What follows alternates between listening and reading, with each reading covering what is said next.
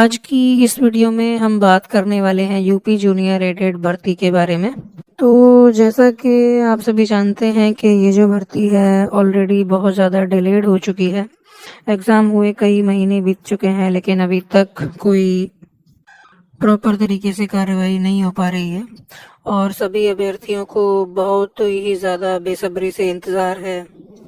इस भर्ती प्रक्रिया के पूरे होने का। लेकिन जो प्रशासन और जो अधिकारी हैं उनका ध्यान अभी जूनियर एडेड भर्ती की तरफ थोड़ा कम था, क्योंकि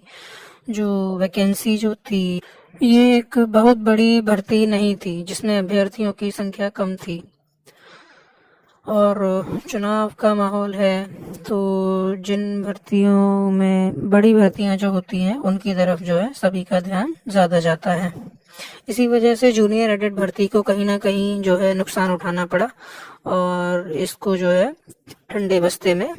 जाना पड़ा। विभिन्न प्रकार की कठिनाइयों और मुश्किलों का सामना करते हुए जूनियर एडेड भर्ती जो है चली आ रही है, क्योंकि कभी यूपी टेट का एग्ज़ाम बीच में आ जाता है, फिर वो कैंसिल हो जाता है, तो कभी जो है नियमावली में आरक्षण के जो है नियम वो क्लियर ना होने की वजह से सारा कुछ जो है सिस्टम डिले होने लगता है। और इधर जो अभ्यर्थी हैं जिनका चयन हुआ है, जो क्वालिफाई किए हैं 97 वाले क्राइटेरिया को, जिनकी संख्या करीब 45,000 है,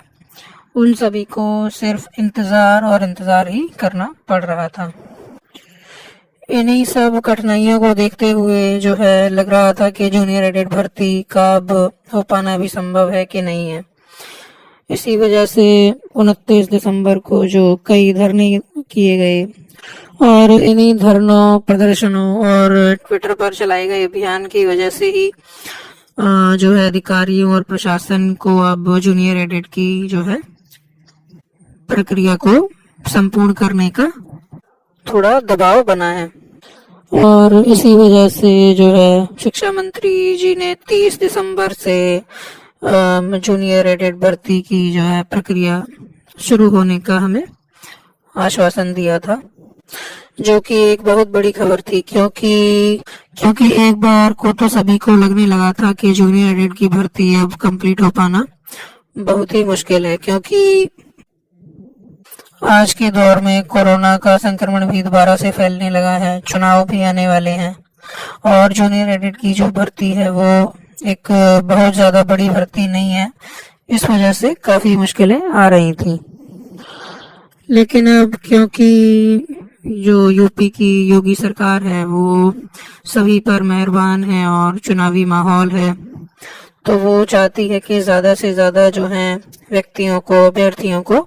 खुश किया जाए, किसी को नाराज ना किया जाए या किसी भी एक वर्ग या समुदाय को अपने अगेंस्ट में जो है वो खड़ा ना किया जाए। तो इसी वजह से जो है सरकार भी जो है टीजीटी, पीजीटी हो, प्राइमरी भर्ती हो, सभी को निकालने के लिए कोशिश जरूर कर रही होगी। और इसी वजह से देखा जाए तो जूनियर एडेड की जो भर्ती प्रक्रिया है वो उसकी सुध ली गई है और उसकी जो प्रक्रिया है वो चालू करने का जो आश्वासन है वो शिक्षा मंत्री ने दिया है। और बात यह है कि भर्ती प्रक्रिया जो है जूनियर एडेड की वो स्टार्ट तो हो गई है दोबारा से प्रोसेस, लेकिन अब ये पूरी होने में कितना समय लगेगा, क्या परिस्थितियां बनेंगी, वो कहना मुश्किल है, क्योंकि नियुक्ति पत्र मिलने तक की जो प्रक्रिया है उसमें कई सारी स्टेजेस होती हैं और सभी जो स्टेप्स या स्टेजेस हैं उनको क्लियर करने में समय लगता है। और माहौल को देखते हुए, जैसे कि अभी ओमिक्रॉन वायरस का जो है खतरा बढ़ता जा रहा है, तो कहीं ना कहीं आशंका है कि नियुक्ति प्रक्रिया पूरी यानी कि ज्वाइनिंग होने तक थोड़ा सा विलंब हो। लेकिन हाँ, फिर भी यदि भर्ती प्रक्रिया दोबारा से स्टार्ट हुई है तो ये बहुत बड़ी राहत की खबर है उन सभी अभ्यर्थियों के लिए जिन्होंने क्वालिफाई किया है। और मिल रही खबरों के अनुसार जो है सीटों की संख्या भी बढ़ चुकी है। आधिकारिक तौर से नहीं कह सकते, लेकिन पूरी संभावना है कि जो है सीटों की संख्या वो करीब 4,500 हो चुकी है। और आगे की प्रक्रिया में जैसे ही प्रशासन से शिक्षा निदेशालय को अनुमति मिल जाती है, वैसे ही जो है एनआईसी की वेबसाइट पर दोबारा से आवेदन की प्रक्रिया आरंभ कर दी जाएगी।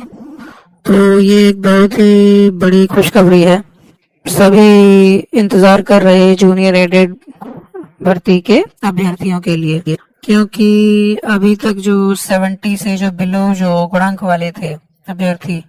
वो अभी निराशा में डूबे हुए थे कि उनका चयन होगा या नहीं होगा। लगभग असंभव ही था उनका चयन होना, लेकिन क्योंकि अब ये दोबारा से जो है ऑलमोस्ट कंफर्म्ड, ये अब ये जो खबर आ रही है कि सीट्स की जो संख्या है वो 4500 के ऊपर जा चुकी है। तो इंतजार तो किया इन अभ्यर्थियों ने, लेकिन अब उन्हें जो है इसका फल भी बहुत ही मीठा मिलने वाला है चयन के रूप में, क्योंकि सीटों की संख्या बढ़ना काफी बड़ी बात है और ये हम सब अभ्यर्थियों का ही जो है संघर्ष का परिणाम है, जो कि ये सीट्स की जो संख्या है वो बढ़ पा रही है। साथ ही मैं ये कहूँगा आप सभी हमारे चैनल को सब्सक्राइब कर दें और वीडियो को लाइक कर दें। आगे हम बात करेंगे कि अब कितने गुणांक पर किस सब्जेक्ट में किस कैटेगरी में चयन होने की संभावना है। इससे पहले एक बात और कि जो है पूरी ज्वाइनिंग प्रोसेस कंप्लीट हो, नियुक्ति प्रक्रिया पूरी हो या ना हो, लेकिन अब ये जो प्रक्रिया स्टार्ट हो गई है तो खत्म भी होगी जल्दी। कहने का मतलब नियुक्ति पत्र चाहे 1-2 महीने बाद भी मिले तो भी कोई प्रॉब्लम नहीं है, चलेगा। लेकिन ये भर्ती प्रक्रिया में सीट्स का इंक्रीज होना और भर्ती प्रक्रिया का दोबारा से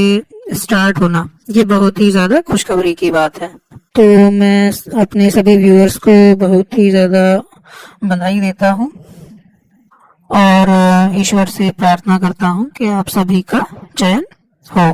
क्योंकि जिसने मेहनत की है वो सभी जो डिजर्व करते हैं इस सीट को, एक सीट को पाना, उन सबको सीट मिलकर ही रहेगी। और अब आगे बात कर लेते हैं गुणांक के बारे में, सेफ गुणांक के बारे में। तो सबसे पहले मैथ एंड साइंस की बात करें तो जनरल कैटेगरी में मैथ एंड साइंस में जो है यदि आप 70 हैं और 70 से ऊपर हैं तो आपके चांसेस काफी ज्यादा हैं सिलेक्शन होने के। मैथ साइंस में ओबीसी में 69 प्लस, यदि 69 और उससे ऊपर है तो चयन होने के चांस हैं। इसी प्रकार से एससी कैटेगरी के लिए जो है कट ऑफ 67 और एसटी के लिए जो कट ऑफ है वो 66 और उससे ऊपर। आगे बात करें सोशल स्टडीज की एसएसटी में तो जनरल कैटेगरी के लिए 71, ओबीसी कैटेगरी में 69, एसएसटी एससी कैटेगरी में 68, एसएससी एसटी कैटेगरी में 66। हिंदी सब्जेक्ट की बात करें तो हिंदी में जनरल कैटेगरी में 73, Hindi OBC 71, Hindi SC 69, Hindi ST category में 68, इंग्लिश जनरल के लिए 71, ओबीसी इंग्लिश के लिए 70 and above, English SC 68, English में एसटी 66। सेम वे में संस्कृत में बात करें तो जनरल कैटेगरी के लिए 72,